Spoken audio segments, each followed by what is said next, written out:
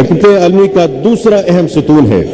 हम गैर ज़रूरी अखराजात को कम कर रहे हैं। हुकूमत पेंशन के निज़ाम में इस्लाहात ला रही है, जिसकी तफसीलात मैं अपनी तकरीर के अगले हिस्से में बयान करूंगा। वफाकी हुकूमत की तमाम खाली असामियों को ख़त्म करने की तजवीज़ ज़ेर गौर है, जिससे 45 अरब रुपए सालाना की बचत होने का इम्कान है। वफाकी हुकूमत के हुजूम और वसाइल के ज़िया को कम करने के लिए एक आला सतह और बाइख्तियार कमेटी तश्कील की गई है, जो हुकूमती ढांचे का बगौर जायजा लेगी और अगले 2.5 माह में अपनी सिफारिशात काबीना को पेश करेगी। वज़ीर आज़म ने राइट साइजिंग के हवाले से पहला कदम के तौर पे PWD के महकमे को बंद करने का ऐलान कर दिया है। मुल्क में कारोबारी सरगर्मियों को तेज करने और बरामदात को बढ़ाने के लिए रेगुलेटरी फ्रेमवर्क को आसान बनाना इंतहाई अहम है। इस सिलसिले में बोर्ड ऑफ इन्वेस्टमेंट के तहत पाकिस्तान रेगुलेटरी मॉडर्नाइजेशन इनिशिएटिव का आगाज कर दिया गया है। इसका मकसद हुकूमत की रेगुलेटरी फ्रेमवर्क को आसान बनाना और ऑटोमेशन के जरिए बिजनेस एनवायरनमेंट को बेहतर करना है, ताकि सरमायाकारी, बरामदात और मुआशी तरक्की की रफ्तार को बढ़ाया जा सके।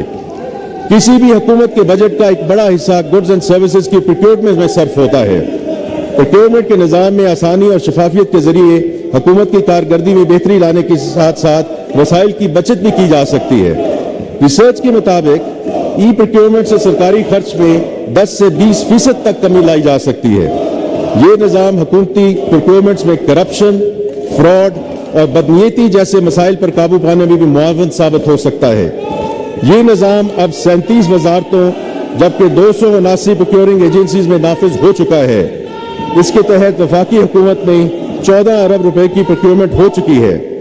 हुकूमत का पुख्ता इरादा है कि तमाम की तमाम प्रोक्योरमेंट को इसी साल ई प्रोक्योरमेंट के फ्रेमवर्क में लाया जाएगा।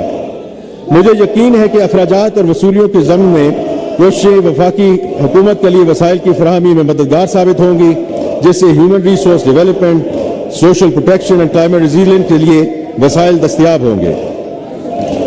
जनाब स्पीकर, मैं समझता हूं कि हुकूमतों को कारोबार नहीं करना चाहिए।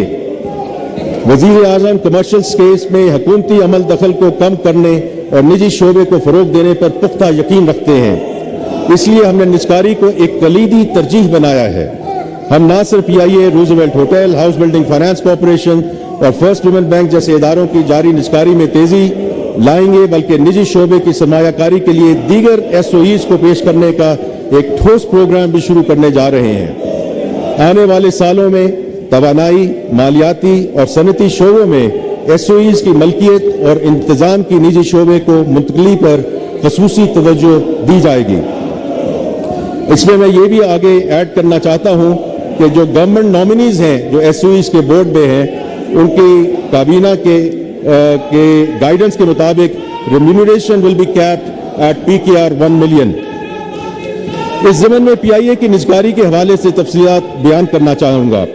इस निजकारी का आगाज नवंबर 2023 में फाइनेंशियल एडवाइजर की तैनाती से हुआ।